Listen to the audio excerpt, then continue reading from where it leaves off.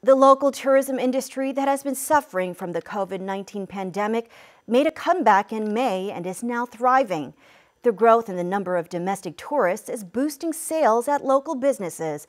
However, there is a sharp difference in profits between business types, and the spending patterns of tourists are different than what they used to be. The Jeju Tourism Organization has analyzed the recent spending pattern of tourists. Mike Laidman reports. The waiting area at this local rental car business is crowded with tourists. A steady stream of rental cars coming and going. The number of people renting cars had plunged to only 50% of the annual average at the height of COVID-19, but now the rental car business is back in action and enjoying a boom.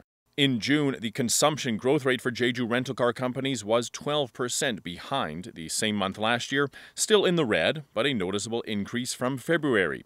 The growth rate for coffee shops and restaurants bottomed out in April at minus 40% compared with April of 2019, before rebounding somewhat to minus 13% in June.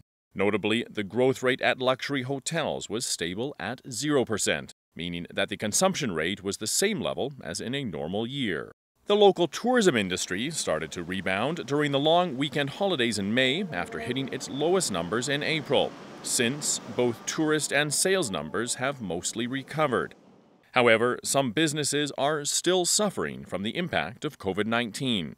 The consumption growth rate has been staying low at budget hotels, travel agencies, and chartered bus businesses. The Jeju Tourism Organization has looked at how the COVID-19 pandemic has affected travel and consumption patterns. Some of the notable results were as follows.